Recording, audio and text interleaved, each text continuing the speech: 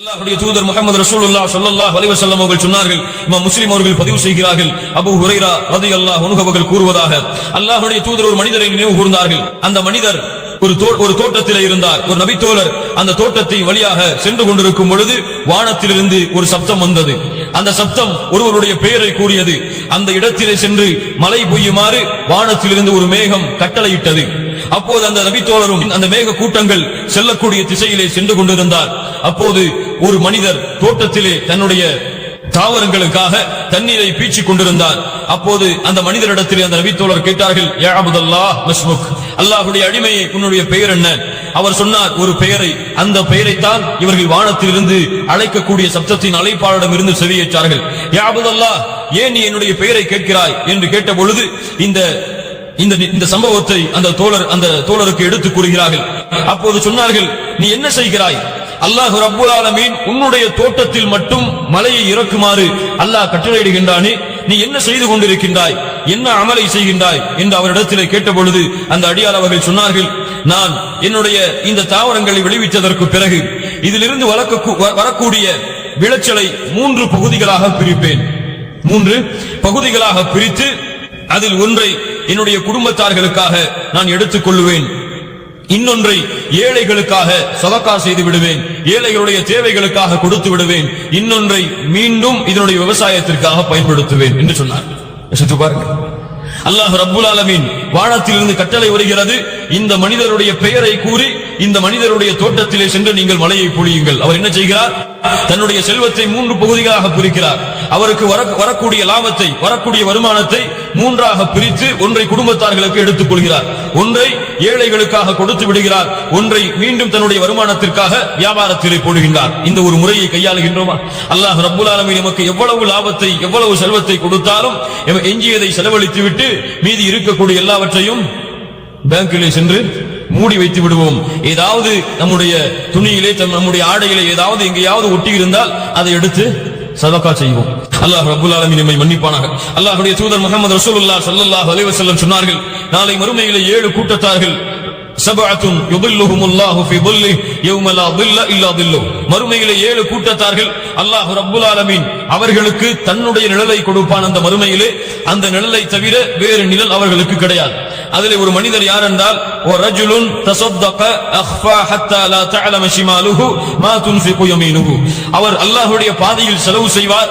எப்படி என்றால், அவர் செலவழிக்கக்கூடிய அந்த வலதுகரம் கொடுக்கக்கூடிய தர்மம் இடது கைக்கு கூட தெரியாமல் அல்லாஹ்வுடைய பாதையில் செலவு செய்வார். அல்லாஹ் என்ன குணம் பாருங்கள்.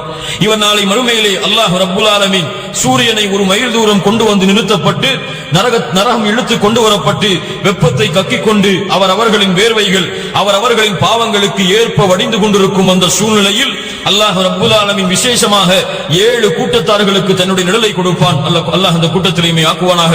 அதிலே ஒருவர்கள் அல்லாஹ்வுடைய பாதையில் செலவு செய்வார்கள், சதகா செய்வார்கள், வலதுகரம் கொடுப்பது இடதுகரத்திற்கு கூட தெரியாமல் அல்லாஹ்வுடைய மார்க்கத்திற்காக, அல்லாஹ்வுடைய பாதைக்காக செலவு செய்வார்கள் என்று அல்லாஹ்வுடைய தூதர் முஹம்மது ரசூலுல்லாஹ் ஸல்லல்லாஹு அலைஹி வஸல்லம் அவர்கள் சொன்னார்கள்.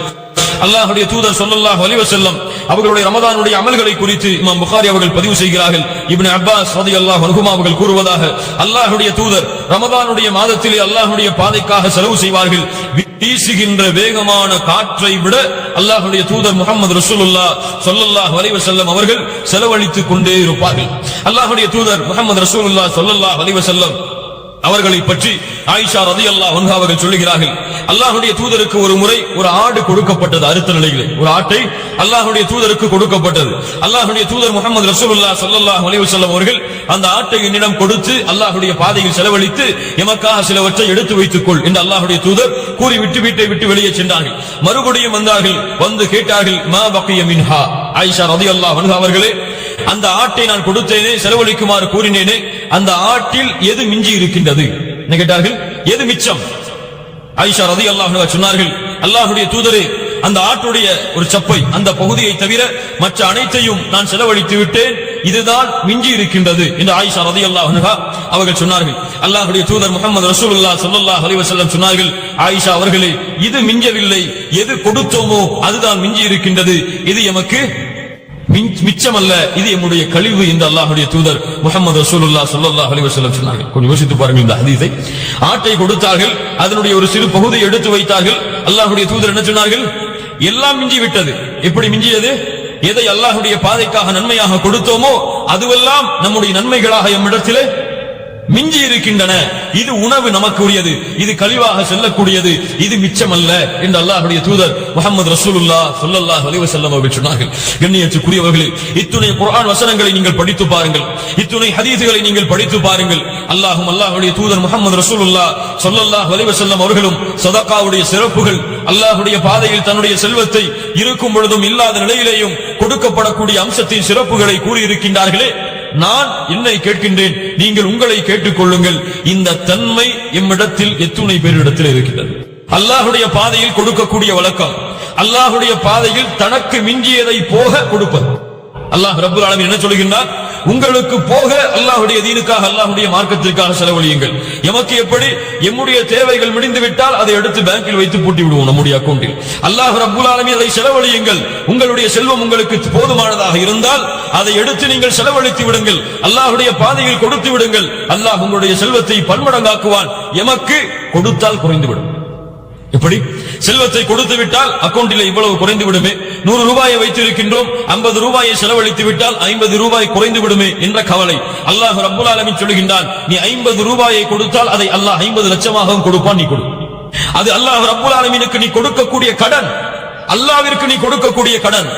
எப்படி ஒரு மனிதனுக்கு கடன் கொடுத்தால் அதை சிறந்த முறையில் உனக்கு திருப்பி தருவார் என்ற நம்பிக்கை கொண்டிருக்கிறாயோ, உன் ரப்பின் மீது நம்பிக்கை கொள், அதை பன்மடங்காக்கி அல்லாஹ் உனக்கு கொடுப்பான். உன்னுடைய செல்வத்தில் அல்லாஹ் அபிவிருத்தி ஏற்படுத்துவான், உன்னுடைய பாவங்களை அல்லாஹ் மன்னிப்பான், உன்னுடைய வியாபாரத்தில் அல்லாஹ் பரக்கத்து செய்வான், உன்னுடைய கூலிகளை அல்லாஹ் கொடுப்பான், உன்னை கண்ணியப்படுத்துவான், உன்னை சிறந்த முறையில் ஆக்குவான். உனக்காக மலக்குகள் துஆ செய்வார்கள், உனக்காக அல்லாஹ் ரப்பல் ஆலமீன் தன்னுடைய அருளின் வாசல்களை திறந்து வைத்திருப்பான் என்று அல்லாஹ்வுடைய தூதர் முஹம்மது ரசூலுல்லாஹ் ஸல்லல்லாஹு அலைஹி வஸல்லம் அவர்கள் சொல்லுகின்றார்களே. கொஞ்சம் யோசித்து பாருங்கள் கண்ணியத்துக்குரியவர்களே, நபி தோழர்களுடைய வரலாறுகளை கொஞ்சம் படித்து பாருங்கள். அல்லாஹ் ரப்பல் ஆலமீன் அவனுடைய புத்தகம் அல் குர்ஆனிலே அல்லாஹ் வசனத்தை இறக்குகிறான். என்ன வசனம் என்றால், அல்லாஹ்வுடைய பாதையில் அவர்கள் விரும்பியதை செலவழிக்காத வரை அவர்கள் நன்மையை அடைய முடியாது. எப்படி? தனக்கு விரும்பியதை செலவழிக்காத வரை அவர்கள் நன்மைகளை அடைய முடியாது என்று அல்லாஹ் ரப்பல் ஆலமீன் அவனுடைய புத்தகம் அல் குர்ஆனிலே அல்லாஹ் ரப்பல் ஆலமீன் வசனம் இறக்குகிறான். எப்படி? எனக்கு இந்த மொபைல் போன் பிடித்திருக்கிறது என்றால் இதை அல்லாஹ்வுடைய பாதையிலே செலவழிப்பது, எனக்கு என்னுடைய கார் பிடித்திருக்கிறது என்றால் அல்லாஹ்வுடைய பாதையில் செலவழிப்பது, எனக்கு என்னுடைய செல்வத்தில் எது விருப்பமோ அதை எடுத்து அல்லாஹ்வுடைய பாதையில் செலவழிப்பது. மனது ஒருமா யாருக்காவது கொடுப்பதற்கு, எம்மை யாருக்காவது மனது வருமா அப்படி கொடுப்பதற்கு? ஆனால் நபி தோழர்களுக்கு மனது வரும். அபூ தல்ஹா ரலியல்லாஹு அன்ஹு அவர்கள் வருகிறார்கள், அல்லாஹ்வுடைய தூதரே, அல்லாஹ் தனக்கு கடன் கேட்கின்றானாமே. என்ன சொன்னார்கள்? அல்லாஹ் தனக்கு அவனுடைய புத்தகம் அல் குர்ஆனிலே கடன் கேட்கின்றானாமே, மேலும் விரும்பியதை கொடுக்காமல் நன்மையை அடைய முடியாது என்று அல்லாஹ் அவனுடைய புத்தகம் அல் குர்ஆனிலே வசனத்தை இறக்கி இருக்கின்றானாமே. அப்படியா? அல்லாஹ்வுடைய தூதர் முஹம்மது ரசூலுல்லாஹ் ஸல்லல்லாஹு அலைஹி வஸல்லம் அவர்கள் சொன்னார்கள், ஆம் அபூ தல்ஹா, அப்படித்தான். அப்படி என்றால் அல்லாஹ்வுடைய தூதரே, எனக்கு என்னுடைய பைருஹா தோட்டம், மதீனாவிலே அதிகமான விளைச்சலை தந்த தோட்டத்தில் ஒரு தோட்டம், பைருஹா தோட்டம், அபூ தல்ஹா ரலியல்லாஹு அன்ஹு அவருடைய தோட்டம். இந்த தோட்டம் எனக்கு மிக அதிகமான விருப்பம் உடையது அல்லாஹ்வுடைய தூதரே. இதில்தான் நானும் இருக்கிறேன், என் குடும்பத்தார்களும் இருக்கிறார்கள், என்னுடைய வீடும் இந்த தோட்டத்தில் தான் அமைந்திருக்கிறது.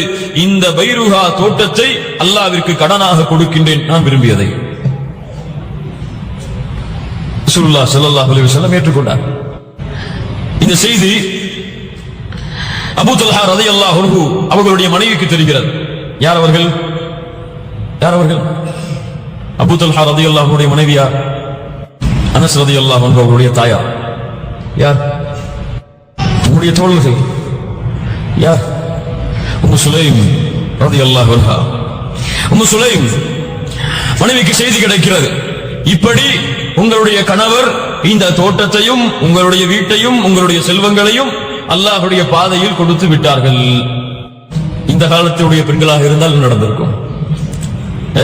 உங்களுக்கு உங்களுடைய வாலிபர்களுக்கு அல்லது உங்களுடைய பிள்ளை ஒரு 1000 ரூபாயை வைத்திருந்தால், இந்த ஹதீஸை கேட்டுவிட்டு வெளியிலே வரக்கூடிய ஒரு ஏழைக்கு 800 ரூபாயை கொடுத்து விட்டு 200 ரூபாயை தாயிடத்திலே அல்லது தந்தை இடத்திலே ஒப்படைக்கின்றான். என்னப்பா 1000 ரூபாய் கொடுத்தேனே 200 ரூபாய் தான் திருப்பி கொடுத்திருக்கிறாய் என்று கேட்டால், இல்லையப்பா இல்லையம்மா, வரக்கூடிய வழியில் ஒரு ஏழை இருந்தால் தேவைக்காக அவருக்காக 200 ரூபாயை கொடுத்து விட்டேன் என்று சொன்னால் என்ன நடக்கும்? என்ன நடக்கும்? நீ என்ன அவ்வளவு பெரிய பணக்காரனா? உனக்கு என்ன அல்லாஹ் அவ்வளவு செல்வத்தை கொடுத்து விட்டானா? நீ என்ன பெரிய அவ்வளவு தான தர்மம் மிக்கவனா? நமக்கே வழியில்லை கொடுப்பதற்கு, நீ என்ன அவர்களுக்கு தேவைக்காக கொடுப்பது? இல்ல மாஷா அல்லாஹ், அல்லாஹ் பாதுகாத்தவர்களை தவிர. அபூ தல்ஹா ரலியல்லாஹு அன்ஹு அவர்களுடைய இந்த செயல்பாட்டை பார்த்த உம்மு சுலைம் ரலியல்லாஹு அன்ஹா சொன்னார்கள், என்னுடைய கணவர் அல்லாஹ்விடத்திலே செய்த வியாபாரத்திலே வெற்றி கண்டு விட்டார். என்ன கணவர் அல்லாஹ்விடத்திலே செய்த வியாபாரத்திலே வெற்றி கண்டு விட்டார் என்று அபூ தல்ஹா ரலியல்லாஹு அன்ஹுவுடைய மனைவி கூறி அவர்கள் வீட்டை வந்தடைவதற்கு முன்னால், ஏன் அல்லாஹ்வுடைய பாதையில் கொடுத்ததற்கு பிறகு அங்கே தங்க கூடுமா? தங்கக்கூடாது, வெளியே வந்து விட வேண்டும். அவர்களாகவே வெளியே வந்து நின்றார்கள். சுப்ஹானல்லாஹி ரப்பில் ஆலமீன்.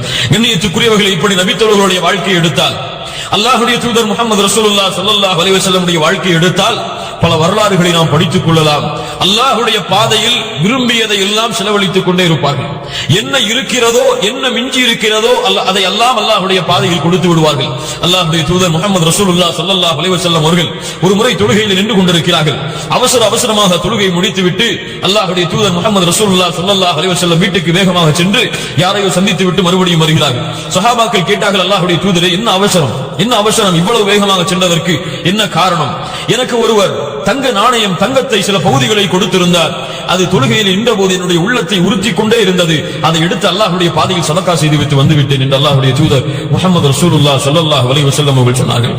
தபூக்குடைய யுத்தத்தை படித்து பாருங்கள் கண்ணியத்துக்குரியவர்களே. மிகவும் பஞ்ச காலத்திலே, கஷ்டமான காலத்திலே நடந்த போர்க்களத்தில் ஒரு போர்க்களம் இந்த தபூக்குடைய யுத்தம். அதிகமான பஞ்சம், விளைச்சல் ஏற்படக்கூடிய அந்த மாதம், விளைச்சலுக்காக காத்துக் கொண்டிருக்கக்கூடிய அந்த நேரத்தில் அல்லாஹ்வுடைய பாதைக்கான போருக்கான அழைப்பு வருகிறது. அல்லாஹ்வுடைய தூதர் முஹம்மது ரசூலுல்லாஹ் ஸல்லல்லாஹு அலைஹி வஸல்லம் சொன்னார்கள் சஹாபாக்களிடத்திலே, நீங்கள் செல்லுங்கள், உங்களுடைய வீட்டில் எதுவெல்லாம் இருக்கிறதோ அதையெல்லாம் எடுத்துக்கொண்டு வாருங்கள். உங்களால் எவ்வளவு முடியுமோ எடுத்துக்கொண்டு வாருங்கள். 2 தோழர்கள் சென்றார்கள். யார் அவர்கள்? ஒருவர் அல்லாஹ்வுடைய தூதர் முஹம்மது ரசூலுல்லாஹ் ஸல்லல்லாஹு அலைஹி வஸல்லம் அவர்களுக்கு மிக நெருக்கமான ஒரு தோழர். யார் யார் யார்? அபூபக்கர் ரலியல்லாஹு அன்ஹு வர்தா. இன்னொரு தோழர் இவருடைய நாவிலே சத்தியம் பேசுகிறது என்று அல்லாஹ்வுடைய தூதர் முஹம்மது ரசூலுல்லாஹ் ஸல்லல்லாஹு அலைஹி வஸல்லம் சொன்னார்கள். இவர்கள் ஒரு தெருவிலே நடந்து சென்றால் இன்னொரு தெருவிலே ஷைத்தான் விரண்டு ஓடுகிறான் என்று அல்லாஹ்வுடைய தூதர் முஹம்மது ரசூலுல்லாஹ் ஸல்லல்லாஹு அலைஹி வஸல்லம் சொன்னார்கள்.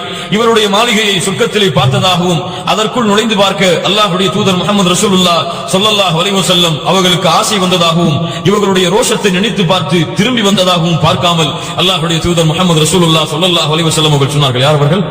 உமர் ரலியல்லாஹு அன்ஹு. இந்த 2 தோழர்களும் சொல்லுகிறார்கள், தங்களுடைய செல்வங்களை தங்களால் முடிந்த அளவிற்கு இந்த போர்க்களத்திற்காக எடுத்து வருகிறார்கள்.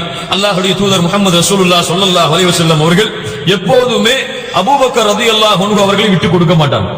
யாரிடத்திலும் தன்னுடைய நெருக்கமான இந்த தோழரை விட்டுக் கொடுக்க மாட்டார்கள். ஏனென்றால் இந்த கேள்வியை வைத்து நாம் புரியலாம்.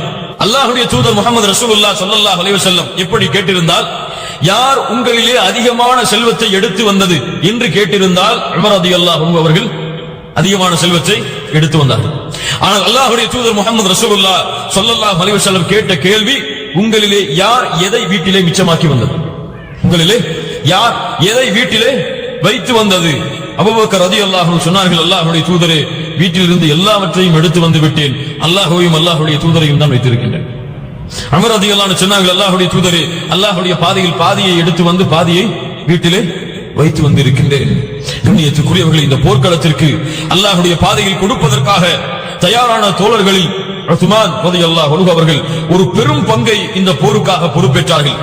அல்லாஹ் ரப்பல் ஆலமீன் அந்த பங்கை அவர்கள் கொடுத்த காரணத்தால் அல்லாஹ்வுடைய தூதர் முஹம்மது ரசூலுல்லாஹ் ஸல்லல்லாஹு அலைஹி வஸல்லம் அவர்களை பார்த்து சொன்னார்கள், உஸ்மான் அவர்களே, அல்லாஹ் வானத்திலிருந்து அழைப்பு விடுக்கின்றான்.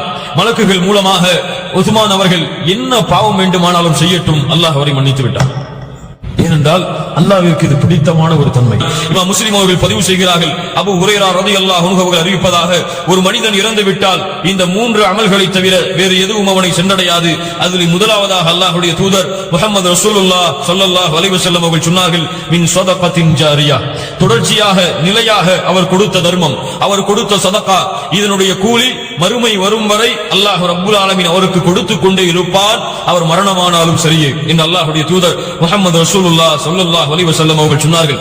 இப்படிப்பட்ட உதாரணங்களை கொண்ட இந்த சமூகம் கஞ்சத்தனத்திலே வாழக்கூடாது. தங்களுடைய செல்வங்கள் தனக்கு மட்டும்தான் என்ற ஒரு எண்ணத்தை மறந்து, அல்லாஹ் எனக்கு கொடுத்த செல்வம் நானும் இதிலே அனுபவித்து ஏழைகளுக்கும் அவர்களுடைய தேவைகளை நிறைவேற்ற கொடுப்பதற்குத்தான் என்ற எண்ணத்தை நம்முடைய உள்ளத்தில் வளர்த்துக் கொள்வோம். அல்லாஹ் ரப்புல் ஆலமீன் அதற்கு உதவி செய்வானா.